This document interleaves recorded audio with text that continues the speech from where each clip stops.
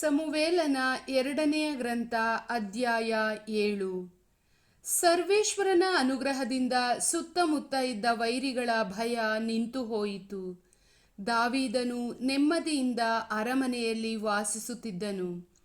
ಒಂದು ದಿನ ಅವನು ಪ್ರವಾದಿ ನಾತಾನನಿಗೆ, ನೋಡು, ನಾನು ವಾಸ ಮಾಡುತ್ತಿರುವುದು ದೇವದಾರು ಮರದಿಂದ ಮಾಡಿದ ಅರಮನೆಯಲ್ಲಿ, ಆದರೆ ದೇವರ ಮಂಜೂಷ ಇರುವುದು ಬಟ್ಟೆಯ ಗುಡಾರದಲ್ಲಿ ಎಂದನು. ಅದಕ್ಕೆ ನಾತಾನನು ಸಮ್ಮತಿಸಿ, ನಿಮಗೆ ಮನಸ್ಸಿದ್ದಂತೆ ಮಾಡಿ, ಸರ್ವೇಶ್ವರ ನಿಮ್ಮೊಡನೆ ಇದ್ದಾರೆ ಎಂದನು. ಆದರೆ ಅದೇ ರಾತ್ರಿ ಸರ್ವೇಶ್ವರ ನಾತಾನನಿಗೆ ಹೀಗೆಂದು ಆಜ್ಞಾಪಿಸಿದರು, ನೀನು ಹೋಗಿ ನನ್ನ ದಾಸ ದಾವೀದನಿಗೆ ತಿಳಿಸಬೇಕಾದುದು ಇದು. ನೀನು ನನಗೊಂದು ದೇವಾಲಯವನ್ನು ಕಟ್ಟಬೇಕೆಂದಿರುವೆಯೋ? ನಾನು ಇಸ್ರಾಯೇಲರನ್ನು ಈಜಿಪ್ಟ್ ದೇಶದಿಂದ ಬರಮಾಡಿದಂದಿನಿಂದ ಇಂದಿನವರೆಗೆ ದೇವಾಲಯದಲ್ಲಿ ವಾಸ ಮಾಡಲಿಲ್ಲ. ಗುಡಾರದಲ್ಲೇ ವಾಸಿಸುತ್ತಾ ಅವರೊಡನೆ ಸಂಚರಿಸಿದೆ. ಹೀಗೆ ಇಸ್ರಾಯೇಲರ ಮಧ್ಯೆ ಸಂಚರಿಸುತ್ತಿದ್ದಾಗ ನನ್ನ ಜನರಾದ ಅವರನ್ನು ಪಾಲಿಸುವುದಕ್ಕೆ ಕುಲನಾಯಕರನ್ನು ನೇಮಿಸಿದೆ. ಅವರಾರಿಂದಲೂ ನೀವೇಕೆ ನನಗೆ ದೇವದಾರು ಮರದಿಂದ ದೇವಾಲಯವನ್ನು ಕಟ್ಟಿಸಲಿಲ್ಲ ಎಂದು ಕೇಳಿದ್ದಿಲ್ಲ. ಇದಲ್ಲದೆ ನೀನು ನನ್ನ ದಾಸ ದಾವೀದನಿಗೆ ಹೇಳು, ಸರ್ವಶಕ್ತ ಸರ್ವೇಶ್ವರನಾದ ನಾನೇ ಹೀಗೆ ಹೇಳಿದ್ದೆ ಎಂದು ತಿಳಿಸು. ಕುರಿಗಳ ಹಿಂದೆ ತಿರುಗಾಡುತ್ತಿದ್ದ ನಿನ್ನನ್ನು ಅಡವಿಯಿಂದ ಆಯ್ದುಕೊಂಡು ನನ್ನ ಪ್ರಜೆ ಇಸ್ರಾಯೇಲರ ಮೇಲೆ ನಾಯಕನನ್ನಾಗಿ ನೇಮಿಸಿದೆ. ನೀನು ಹೋದ ಕಡೆಯೆಲ್ಲ ನಿನ್ನ ಸಂಗಡ ಇದ್ದೆ. ನಿನ್ನ ಶತ್ರುಗಳನ್ನೆಲ್ಲ ನಿನ್ನ ಕಣ್ಮುಂದೆಯೇ ಸದೆಬಡಿದೆ. ಜಗದ ಮಹಾತ್ಮರ ಹೆಸರಿನಂತೆ ನಿನ್ನ ಹೆಸರನ್ನು ಪ್ರಸಿದ್ಧಗೊಳಿಸುವೆನು. ನನ್ನ ಪ್ರಜೆ ಇಸ್ರಾಯೇಲರಿಗೆ ಒಂದು ಸ್ಥಳವನ್ನು ಕೊಟ್ಟು ಅದರಲ್ಲಿ ಅವರನ್ನು ನೆಲೆಗೊಳಿಸುವೆನು. ಇನ್ನು ಮೇಲೆ ಅವರು ಯಾವ ಭಯವೂ ಇಲ್ಲದೆ ವಾಸಿಸುವರು. ಪೂರ್ವ ಕಾಲದಲ್ಲಿ ನಾನು ನನ್ನ ಜನರಿಗೆ ನ್ಯಾಯಸ್ಥಾಪಕರನ್ನು ನೇಮಿಸಿದೆ. ಅಲ್ಲಿಂದೀಚೆಗೆ ಇಸ್ರಾಯೇಲರು ಶೋಷಣೆಗೆ ಗುರಿಯಾದರು, ಆದರೆ ಇನ್ನು ಮೇಲೆ ಆಗದು. ನೀನು ಶತ್ರು ಭಯವಿಲ್ಲದೆ ಸುಖದಿಂದಿರುವಂತೆ ಮಾಡುವೆನು. ಅದು ಮಾತ್ರವಲ್ಲ, ಸರ್ವೇಶ್ವರನಾದ ನಾನು ನಿನಗಾಗಿ ಒಂದು ಮನೆತನವನ್ನು ಕಟ್ಟುವೆನೆಂದು ಮಾತು ಕೊಡುತ್ತೇನೆ. ನಿನ್ನ ಆಯುಷ್ಕಾಲ ಮುಗಿದು ನೀನು ನಿನ್ನ ಪೂರ್ವಜರನ್ನು ಸೇರಿ ವಿಶ್ರಮಿಸುವಾಗ ನಿನ್ನ ಮಕ್ಕಳಲ್ಲಿ ಒಬ್ಬನನ್ನು ನಿನಗೆ ಉತ್ತರಾಧಿಕಾರಿಯನ್ನಾಗಿ ನೇಮಿಸಿ ಅವನ ರಾಜ್ಯವನ್ನು ಸ್ಥಿರಪಡಿಸುವೆನು. ಅವನು ನನ್ನ ಹೆಸರಿನಲ್ಲಿ ಒಂದು ದೇವಾಲಯವನ್ನು ಕಟ್ಟುವನು. ನಾನು ಅವನ ಸಿಂಹಾಸನವನ್ನು ಸ್ಥಿರಪಡಿಸುವೆನು. ನಾನು ಅವನಿಗೆ ತಂದೆಯಾಗಿರುವೆನು, ಅವನು ನನಗೆ ಮಗನಾಗಿರುವನು.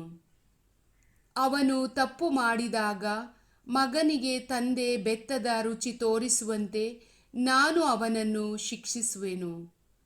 ಆದರೆ ನನ್ನ ಕೃಪೆ ನಿನ್ನ ಕಣ್ಮುಂದೆಯೇ ಸೌಲನನ್ನು ಬಿಟ್ಟು ಹೋದ ಹಾಗೆ ಅವನನ್ನು ಬಿಟ್ಟು ಹೋಗುವುದಿಲ್ಲ. ನಿನ್ನ ಮನೆತನವೂ ಅರಸುತನವೂ ಸದಾಕಾಲ ಸ್ಥಿರವಾಗಿರುವುವು. ನಿನ್ನ ಸಿಂಹಾಸನ ಶಾಶ್ವತವಾಗಿರುವುದು. ನಾತಾನನು ತನಗಾದ ದರ್ಶನದ ಈ ಮಾತುಗಳನ್ನೆಲ್ಲ ದಾವೀದನಿಗೆ ಹೇಳಿದನು.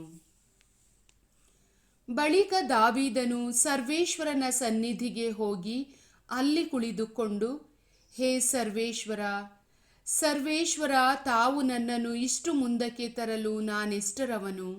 ನನ್ನ ಕುಟುಂಬ ಎಷ್ಟರದು? ಸರ್ವೇಶ್ವರ, ಸರ್ವೇಶ್ವರ, ಇದು ಸಾಲದೆಂದೆಣಿಸಿ ನಿಮ್ಮ ದಾಸನ ಬಹು ಮುಂದಿನ ಸಂತಾನದ ವಿಷಯದಲ್ಲೂ ತಾವು ವಾಗ್ದಾನ ಮಾಡಿರುವಿರಿ. ಸರ್ವೇಶ್ವರ, ಸರ್ವೇಶ್ವರ, ತಾವು ಹೀಗೆ ವರ್ತಿಸುವುದು ನರಮಾನವರಿಗೆ ಎಂಥ ಭಾಗ್ಯ. ಸರ್ವೇಶ್ವರ, ಸರ್ವೇಶ್ವರ, ನಿಮ್ಮ ದಾಸ ದಾವೀದನನ್ನು ಚೆನ್ನಾಗಿ ಬಲ್ಲಿರಿ. ನಾನು ಇನ್ನೇನು ಹೇಳಲಿ? ತಮ್ಮ ಸಂಕಲ್ಪ ಹಾಗೂ ದಯಾನುಸಾರ ಎಂತೆಂತಹ ಮಹತ್ಕಾರ್ಯಗಳನ್ನು ನಡೆಸಿದ್ದೀರಿ. ಅವುಗಳ ಅನುಭವವನ್ನು ನಿಮ್ಮ ದಾಸನಿಗಿತ್ತಿರಿ. ಹೇ ದೇವ, ಸರ್ವೇಶ್ವರ, ತಾವು ಮಹೋನ್ನತರು, ತಮಗೆ ಸಮಾನರು ಯಾರೂ ಇಲ್ಲ. ನಾವು ಕೇಳಿದ ಅವುಗಳನ್ನೆಲ್ಲ ಆಲೋಚಿಸಿ ನೋಡಿದರೆ ತಮ್ಮ ಹೊರತು ದೇವರೇ ಇಲ್ಲ ಎಂಬುದು ನಿಶ್ಚಯ. ತಮ್ಮ ಇಸ್ರಾಯೇಲ್ ಪ್ರಜೆಗೆ ಸಮನಾದ ಜನಾಂಗ ಲೋಕದಲ್ಲಿ ಯಾವುದಿದೆ? ತಾವೇ ಬಂದು ಅದನ್ನು ವಿಮೋಚಿಸಿ ಸ್ವಪ್ರಜೆಯನ್ನಾಗಿಸಿಕೊಂಡು ನಿಮ್ಮ ನಾಮವನ್ನು ಪ್ರಸಿದ್ಧಿಪಡಿಸಿದ್ದೀರಿ. ಈಜಿಪ್ಟರು ಹಾಗೂ ಇತರ ಅನ್ಯ ಜನರ ಕೈಗೂ ಅವರ ದೇವತೆಗಳ ಕೈಗೂ ಸಿಕ್ಕದಂತೆ ತಪ್ಪಿಸಿ ರಕ್ಷಿಸಿ ಅವುಗಳ ಕಣ್ಮುಂದೆಯೇ ನಿಮ್ಮ ನಾಡಿನವರ ಪರವಾಗಿ ವಿಸ್ಮಯಕರವಾದ ಮಹತ್ ಕಾರ್ಯಗಳನ್ನು ನಡೆಸಿದ್ದೀರಿ. ಇಸ್ರಾಯೇಲರು ಸದಾಕಾಲ ನಿಮ್ಮ ಪ್ರಜೆಗಳಾಗಿರಬೇಕೆಂದು ನಿರ್ಣಯಿಸಿದ್ದೀರಿ. ಸರ್ವೇಶ್ವರ, ತಾವಾದಿರಿ ಅವರಿಗೆ ದೇವರು. ದೇವರೇ, ಸರ್ವೇಶ್ವರ, ತಾವು ತಮ್ಮ ದಾಸನನ್ನು ಅವನ ಕುಟುಂಬವನ್ನು ಕುರಿತು ಮಾಡಿದ ವಾಗ್ದಾನವನ್ನು ನೆರವೇರಿಸಿರಿ.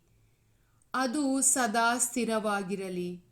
ಸರ್ವಶಕ್ತರಾದ ಸರ್ವೇಶ್ವರ, ಇಸ್ರಾಯೇಲರ ದೇವರು ಎಂಬ ತಮ್ಮ ನಾಮಧೇಯಗಳಿಗೆ ಸದಾಕಾಲವೂ ಮಹಿಮೆ ಉಂಟಾಗಲಿ. ತಮ್ಮ ದಾಸ ದಾವೀದನ ಮನೆತನವು ನಿಮ್ಮ ಸನ್ನಿಧಿಯಲ್ಲಿ ಸ್ಥಿರವಾಗಿರಲಿ. ಸರ್ವಶಕ್ತರಾದ ಸರ್ವೇಶ್ವರ, ಇಸ್ರಾಯೇಲ್ ದೇವರೇ, ತಾವು ತಮ್ಮ ದಾಸನಿಗೆ ನಾನು ನಿನಗೊಂದು ಮನೆತನವನ್ನು ಕಟ್ಟುವೆನು ಎಂದು ವಾಗ್ದಾನ ಮಾಡಿದ್ದೀರಿ. ಆದುದರಿಂದಲೇ ಈ ಪ್ರಕಾರ ನಿಮ್ಮನ್ನು ಪ್ರಾರ್ಥಿಸುವುದಕ್ಕೆ ಧೈರ್ಯಗೊಂಡೆ. ಸರ್ವೇಶ್ವರ, ಸರ್ವೇಶ್ವರ, ನೀವು ನಮ್ಮ ದೇವರು. ನಿಮ್ಮ ವಾಕ್ಯ ಸತ್ಯವಾದದ್ದು. ತಮ್ಮ ದಾಸನಾದ ನನಗೆ ಇಂಥ ಶ್ರೇಷ್ಠ ವಾಗ್ದಾನ ಮಾಡಿದ್ದೀರಿ. ನಿಮ್ಮ ದಾಸನ ಮನೆತನವನ್ನು ಆಶೀರ್ವದಿಸಿರಿ. ಸದಾಕಾಲ ನಿಮ್ಮ ಅನುಗ್ರಹ ಅದರ ಮೇಲಿರಲಿ. ಸರ್ವೇಶ್ವರ, ಸರ್ವೇಶ್ವರ, ವಾಗ್ದಾನ ಮಾಡಿದವರು ತಾವೇ. ತಮ್ಮ ಆಶೀರ್ವಾದದಿಂದ ತಮ್ಮ ದಾಸನಾದ ನನ್ನ ಮನೆತನದಲ್ಲಿ ನಿತ್ಯ ಸೌಭಾಗ್ಯ ನೆಲೆಸಿರಲಿ ಎಂದನು. ಪ್ರಭುವಿನ ವಾಕ್ಯ.